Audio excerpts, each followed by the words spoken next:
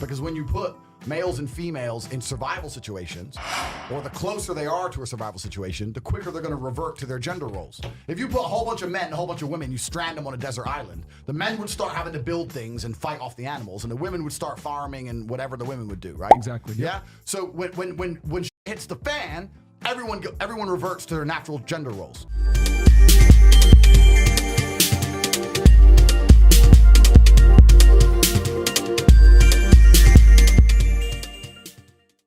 So, Andrew, can you tell us about toxic masculinity and what it is in your eyes? Does it exist? Is it a farce?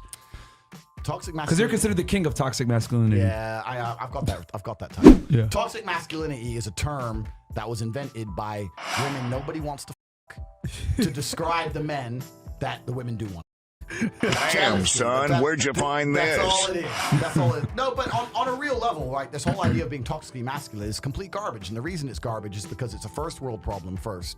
Because when you put males and females in survival situations, or the closer they are to a survival situation, the quicker they're going to revert to their gender roles. If you put a whole bunch of men and a whole bunch of women, you strand them on a desert island, the men would start having to build things and fight off the animals, and the women would start farming and whatever the women would do, right? Exactly. Yeah. So when hits the fan, everyone reverts to their natural gender roles. So if you live in a country like Romania or Russia or a country that's poor, the closer it is to survival, the lower the economic prosperity of the country, the closer people are to their natural gender role. So Russian men are masculine, Russian females are feminine. But in America, it's the richest country in the world. It's a first world problem. All the women get to be stupid and the men get to be pussies because it's just a first world problem. This whole idea of being toxically masculine is absolutely garbage. Nobody's toxically, listen, you're not gonna call me toxically masculine if someone breaks in the house and I start spraying.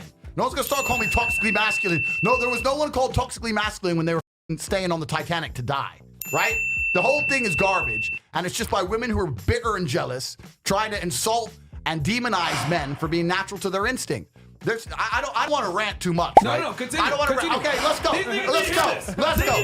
The world we live in today tries very, very hard to refuse a man his natural instincts as a man. Yep. And this is done on purpose. This is not done on accident. There's no war on men on accident.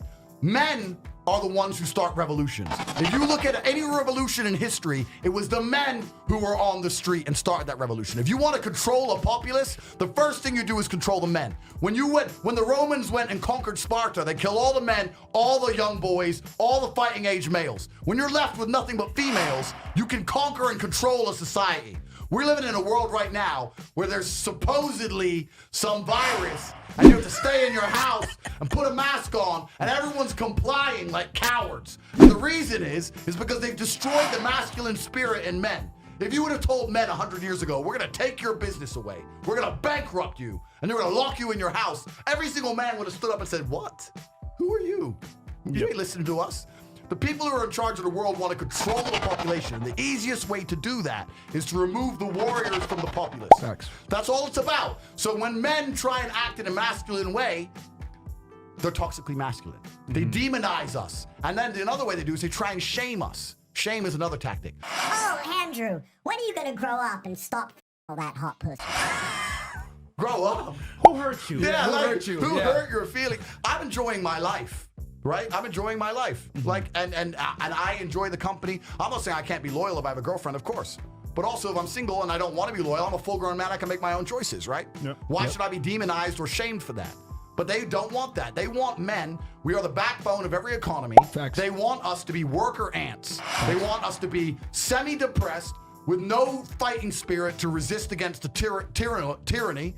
They want us paying taxes as tax slaves in a sexless marriage with kids who don't respect us. No one talks about male depression. Nobody cares that the men are miserable. Nobody cares. As long as we pay our taxes and we don't divorce her because we're scared of losing the house, and we continue to raise those kids and sit there while she refuses to give you a blowjob more than once a year, that's all the government wants from men. That's all they want from us. That's it. And that's why toxically masculine or toxic masculinity was coined. It was another weapon, a weapon against your natural instinct as a man to rebel.